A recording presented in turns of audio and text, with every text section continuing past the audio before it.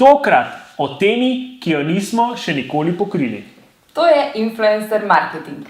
Da boste pa zdaj zares začeli.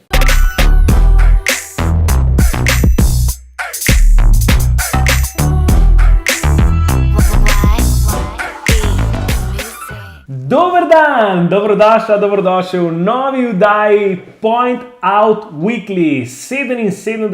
oddaja je tole, vse v zvezi z njo najdeš na pointout.si/weekly77. To je pointout.si/weekly77. Prejšnjič sva z Nejcem govorila o mobile first marketingu in če te zanima, kaj sva imela za povedati, si poglej tale link. In potem hitro skoči nazaj, ker danes z Lucijo govoriva o zelo zanimivi temi, to je influencer marketingu. Tako da, Lucija, dajva kar začeti najprej s prvo točko, zakaj sploh začeti z influencer marketingom. Okay. Prvo, hej, še od moje strani. Ampak ja, najbolj se začneva s tem, kakšna je situacija v bistvu danes v odnosu potrošnikov do marketinga oziroma do oglaševanja. Pač danes vsi vemo, da smo potrošniki ful bolj informirani, kot smo bili nekaj let nazaj. In ne verjamemo več na slepo vsem oglasom in vse tiste top shop, recimo variantam, da nam nekdo hoče nekaj prodati in bomo takoj leteli v trgovino pa kupili, ampak pač ne, ker bomo vprašali še z eno mnenje, pa poslušali še tisti review in tako naprej. Tako da v bistvu to moramo vzeti za kup, pa tudi vse te ad blockerje in oglasno slepoto, da več ne vidimo, da nismo več tako pozorni, da ne verjamemo. Tako da, če izhajamo iz te situacije in iz tega, da že od nekdaj je v bistvu ta word of mouth strategija oziroma od ust do ust bilo zelo učinkovito in še zmeraj danes je to verjetno eden tistih načinov, ki najbolj deluje, kako pristopiti do novega kupca ali pa do že obstoječih. Ja, meni se zdi predvsem ta igra psihologije v ozadju zanimiva, kako ljudje, ki spremljajo nenazadnje influencere, imajo konstantno občutek, kot da jih poznajo, ker jih po cele dneve gledajo, z njimi preživljajo v bistvu veliko njihovega časa in imajo občutek, kot da vse vejo o njih in jim zato seveda tudi zaupajo in sodelovanje z njimi je seveda zato tudi zanimivo za podjetja. Tako. In pa tudi že po vseh kampanjah, ki so bile izvedene in sodelovanj brandov z influencerji, so tudi že nekatere raziskave bile narejene in se vidi, da je to eden najbolj avtentičnih in organskih načinov pristopa do ljudi, da je zelo stroškovno učinkovit, ne porabiš ogromne vsote denarja, recimo, kot so za TV oglase in billboarde, ampak za takšno sodelovanje, ki ima dejansko velik učinek, ker gre direktno do potrošnikov in ljudi na pristen način. Recimo je odlično orodje tako za generiranje novih leadov, kot za ustvarjanje neke percepcije, znamke, za graditev zaupanja, predvsem to tudi. Pa še recimo tudi izboljša SEO, zaradi tega, ker imaš veliko potem backlinkov iz nekih visoko avtoritetnih oziroma high authority virov. Potem pa tudi omogoči dostop do različnih publik, lahko do zelo široke, lahko do zelo nišne, tako da je veliko možnosti in veliko razlogov, zakaj začeti. In to, kar si ravnokar omenjala, sem hotel tudi sam vskočiti noter, se mi zdi res zelo močen razlog, da nekako na lažji način prideš tudi do neke publike, lahko je to, najverjetneje je to tudi del tvoje ciljne publike, na lažji način, zato ker je nekdo že to zbral, nekomu že sledijo in ti njega na nek način uporabiš kot glasnika, zato da nagovarjaš tvojo ciljno publiko. Ok, kako pa dejansko zdaj, če sem jaz podjetje, izberem nekega pravega influencerja? Pa kar prevzam, Lucija. Ja, najprej itak moramo se vprašati, kaj sploh hočemo doseči. Preden gremo v sodelovanje, morate vedeti, zakaj greste v sodelovanje in kaj je vaš cilj, zato da potem izberete tudi obliko sodelovanja, ali bo to zdaj neko dolgoročno sodelovanje, recimo, da boste želeli nekega ambasadorja vaše znamke, ali bo to zgolj za neko kampanjo, zgolj za samo promocijo nekega produkta, tako da cilj si najprej določite, tudi zaradi tega, da potem lahko merite, kako uspešno je to sodelovanje, če še želite, ali boste mogoče nadomestili s kom drugim, ali se tega več sploh ne boste šli. Tako da ja, najprej cilj, nato pa izbira samega influencerja, ko ste enkrat na tem, kaj hočete z njim sploh početi. Ja, in tukaj imamo res ogromen nekih različnih možnosti in seveda najprej moramo izhajati iz sebe in pa iz tega, koga želimo mi z našimi produkti v resnici doseči. Zato moramo poiskati tako osebo, takega influencerja, ki nekako tudi zajema te ljudi, kar sem tudi prej omenil, ki so nekako znotraj naše ciljne skupine. Pa tudi velikokrat se mogoče na začetku nek brand oziroma tisti, ki sodelujete z influencerjem, ne upate niti vprašati, da naj vam influencer sporoči točen profil njegovih sledilcev, zaradi tega, ker to je v bistvu osnova, na kateri boste gradili, ker če nima prave ciljne skupine, ki jo želite doseči, tukaj se že v bistvu stvar nekako zaključi. Tako da iz tega naprej so pa potem še eni drugi faktori, ki jih morate upoštevati, recimo najprej to, da se osebnostno tudi sklada influencer z vašo znamko, zaradi tega, ker če bo glasnik vaše znamke in predstavlja vašo znamko, mora v bistvu ponotraniti oziroma poosebljati tiste vrednote, ki jih tudi vi zagovarjate kot znamka, zato da ne bo v bistvu to nekakšen odmik, s katerim se potem potrošniki ne bojo mogli poistovetiti, ampak mora biti v bistvu podaljšek vaše znamke oziroma res dober zastopnik. Recimo, kako najdete, kako se osebnostno sklada, je tako, da ga tudi dobro spremljate. Ne kar tako, recimo poiskati malo influencerjev, ta bi bil pa prav, pa ta bi bil pa prav. Ne, najprej ga morate kar nekaj časa spremljati, da vidite, kako nastopa, kakšne so njegove navade, kdo je, kaj je in v kaj verjame. Jaz bi celo priporočil, da se potrudite in ga osebno ne nazadnje spoznate, ker veliko podjetij poznam, ki so sklenili neka sodelovanja z influencerji, ne da bi jih v resnici tudi spoznali. To je koristno zato, ker po eni strani ga vi spoznate osebnostno in kdo je ta oseba, ki stoji za vsemi temi slikami in videi. Ne nazadnje smo ljudje online oziroma na spletu vsem malenkost drugačni, kot pa v realnem življenju. Druga stvar je pa tudi influencer mora vas dobro spoznati, zato da bo lahko dal res vse od sebe in nekako res na kakovosten način vključil vaše vsebine, vaše produkte tudi v svojo vsebino. In če tega ne pozna, je tako lahko zelo posiljeno, zelo takoj se vidi že na prvo žogo, da je to neka plačana vsebina. Zato je res pomembno, da dobro tudi on začuti in pa spozna vaš produkt. Ja, pa tudi zdaj danes je recimo že kar nek trend, da bi pa vsi radi bili influencerji, pa da gremo buildati našo prisotnost na družbenih omrežjih. Tako da tudi bodite pozorni, kdo so te ljudje in pa ali že sodelujejo z ne vem kolikimi brandi, samo zaradi tega, da v bistvu nekaj prodajajo in da s tega služijo. Ker če so zelo, zelo zasičeni, so v bistvu tudi njihovi sledilci že to ugotovili, da več to ni v bistvu pristno, ampak da jim tudi oni že ful prodajajo. Tako da tudi izberite nekoga, ki morda še ni res, ne vem, tako zasičen oziroma da še ne sodeluje z že neštetimi brendi. No ja, gremo kar naprej, ne? Pojva kar naprej. Potem morate v bistvu seveda upoštevati doseg in interakcijo, število sledilcev. Zmeri se to je fajn pogledati, ampak ni pa število sledilcev vse.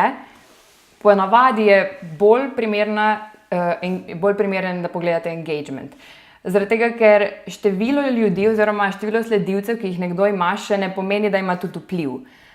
Velikokrat nekdo sledi iz samega Ferbca, pa še ne pomeni, da ga bo poslušal in poslušal njegovo mnenje. Tako da včasih neka oseba, ki ima zelo, zelo veliko število sledilcev ali pa je neka slavna oseba, lahko pripomore k percepciji, kakšno bodo imeli potrošniki o vaši znamki ali pa za recimo nek ugled. Ne pa nujno takrat, ko gre za neko prodajno kampanjo, ko želite ful nekih nakupov generirati, takrat se pa mogoče bolj splača kakšnega manjšega influencerja oziroma mikroinfluencerja, kot temu pravimo, ki pa je nek mnenjski vodja oziroma ki narekuje trende in potem bodo ljudje dejansko glede tega specifičnega trenda oziroma tudi niše, v kateri je, verjeli in mu sledili. Danes tudi obstaja nekaj takih toolov ali pa orodij, s katerimi lahko tudi vse te zadeve, kar z Lucijo govoriva, preverite. Oziroma jih preveriš. Recimo en tak je celo slovenski proizvod, če lahko temu rečem, influi.co ali pa com, bomo dali link, da bo zagotovo pravilno. To orodje res prikaže engagement, prikaže število sledilcev, prikaže tudi odkot prihajajo sledilci, nekako poskuša oceniti, koliko je tistih mass followerjev oziroma tistih sledilcev, ki sledijo kar vsem, so mogoče celo kupljeni, koliko je nekih pravih oseb in dobite nek tudi prvi pogled v to, kako kakovosten je ta influencer, oziroma predvsem kako kakovostna je skupina ljudi, ki mu sledi. Mogoče v tem toolu lahko tudi to povem, ker poznam fante, ki ga delajo, oziroma delajo na njem. To bo nekako malo tudi zgledje po Upworku, se pravi, da boš lahko v prihodnje tudi preko te platforme najel influencerja, ga tudi plačal in tako dalje, kar je nekako naslednji korak, da boš lahko tudi statistiko videl, analizo, kaj vse je ta influencer prinesel, ker ta del je mogoče še malo tako rahlo nepokrit, ne veš, kakšen je dejansko ROI, ko vložiš v nekega influencerja, razen nek posreden, recimo se ti je povečala prodaja, ampak lahko si v tistem času delal tudi kaj drugega in tako naprej. Ne? Ja, jaz bi tukaj mogoče naredila še to distinkcijo, da bo vse jasno, da recimo na splošno imamo 4 vrste influencerjev, recimo tako jih lahko razdelimo. Eno so tiste slavne osebe, ki mogoče tudi ne izhajajo ravno iz digitalnega okolja, ker načeloma so influencerji tisti, ki imajo nek vpliv v digitalnem okolju. No, te slavne osebe so lahko kakšni pevci, športniki, kdo še? Jan Plestenjak, Peter Prevc. Ja. Se tudi velike znamke že uporabljajo, recimo družino Prevcev v svojih kampanjah. To so recimo slavne osebe. Potem so tisti, ki so strokovnjaki na svojem področju, recimo kakšni novinarji, ki tudi svoje mnenje jasno in glasno izražajo, ali pa razni ali kuharji ali kdorkoli, ki imajo že recimo res neke poklici, iz katerega potem izhajajo, da postanejo influencerji.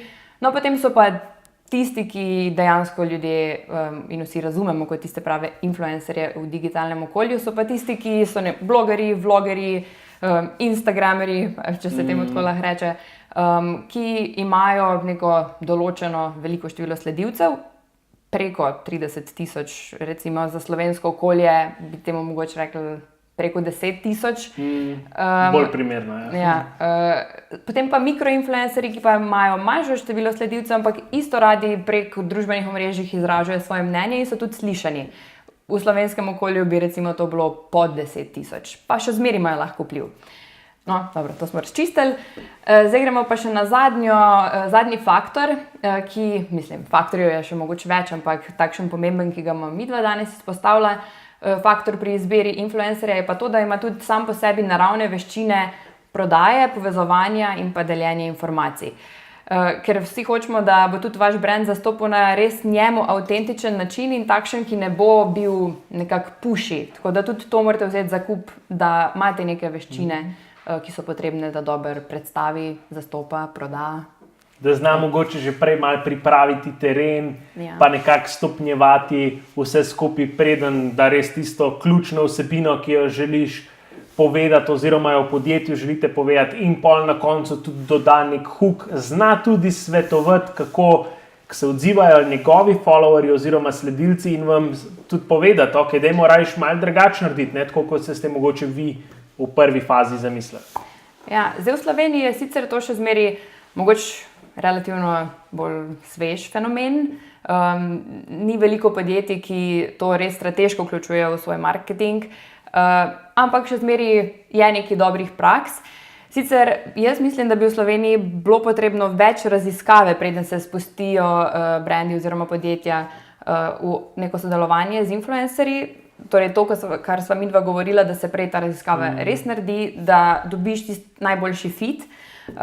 Potem verjetno bi bilo malo boljše tudi kaj decentralizirati, vključiti kaj mikroinfluencerjev, ker zdaj se ful veliko dela na teh večjih imenih, ko se že, meni je že to tako, ko se enkrat sam ta oseba, ko se enkrat sama razglasi, zdaj sem pa jaz influencer, je pa to mogoče že en tisti korak, ko več mogoče ni tako pristno in več ne veš, če bo sploh takšen vpliv. Potem YouTube scena se je zdaj začela kar razvijati. Vem, da Zoran to kar spremlja redno, ko sploh mi ne vemo, kjeri najstniki vse imajo. Zoran vse to ve, ne? Res je, ja, res je. To se je kar razpasalo v Sloveniji YouTube. Tudi zato, ker ne nazadnje mladostniki, najstniki precej časa preživijo na YouTube in potem so razne Rebeke in tako dalje, ki pač nekako so vlogerji, youtuberji.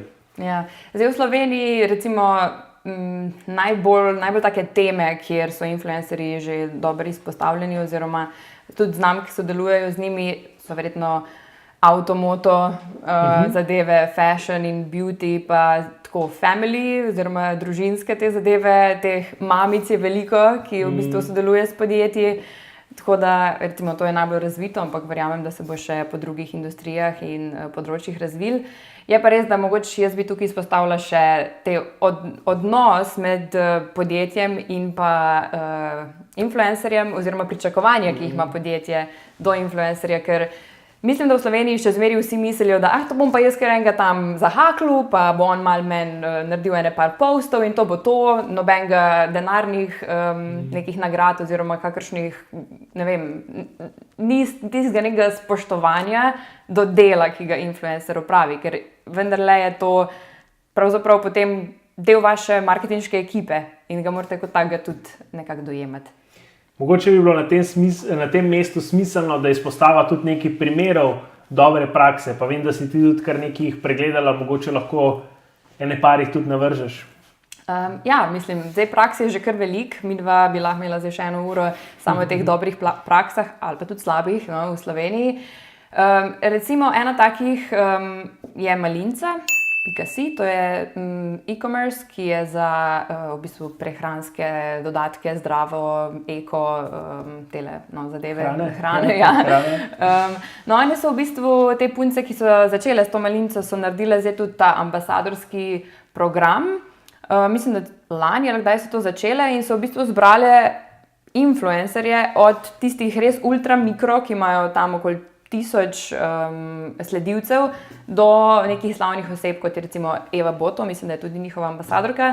In oni so zdaj v bistvu te punce, ne vem, če ima kakega fanta, nisem ziher, so njihove glasnice. One so tiste, ki ta brand pušajo tudi med vse ostale ljudi, med svojo ciljno publiko in tako lepo se Malinca razpreda, povsod drugod. Hkrati pa Malinca nima svojega profila na Instagramu kot taka, kot recimo znamka, ampak v bistvu oni delajo že na osebni znamki, se pravi njena lastnica, Nastja, ima svoj profil in v bistvu že z nje nekako delajo influencerko, kar se mi zdi tudi taka dobra poteza.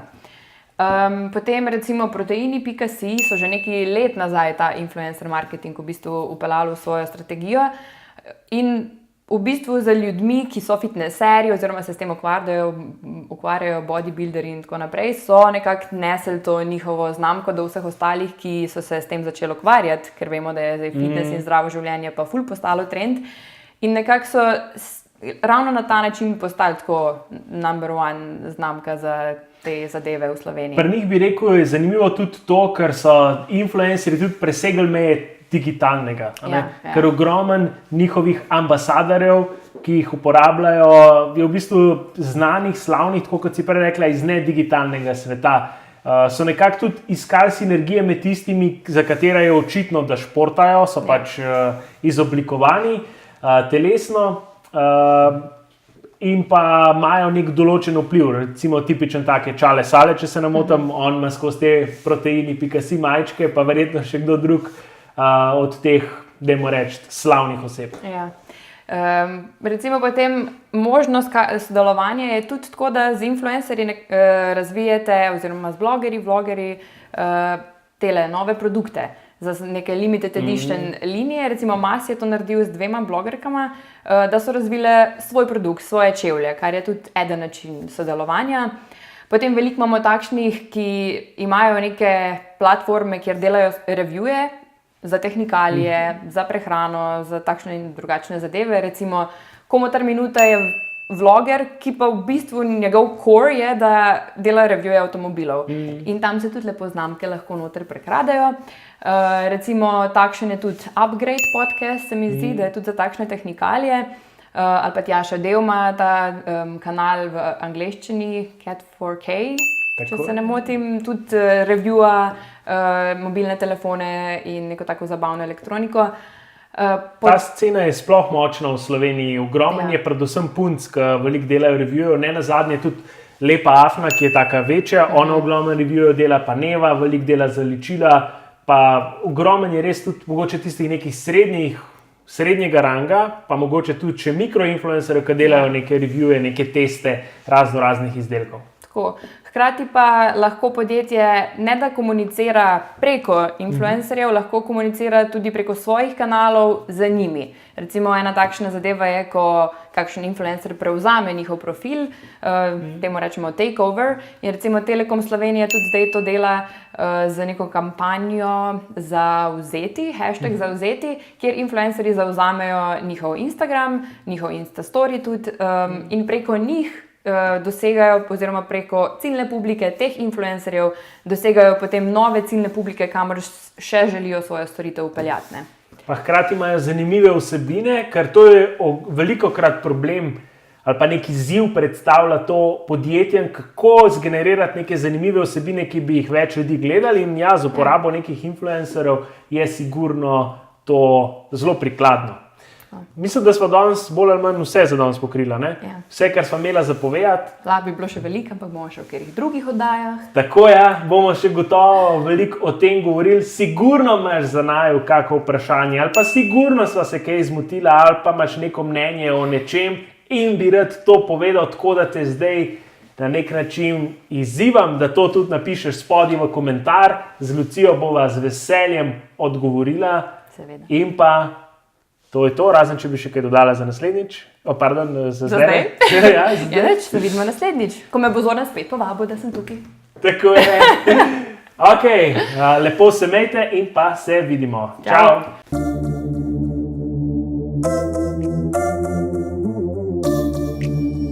Why be missing?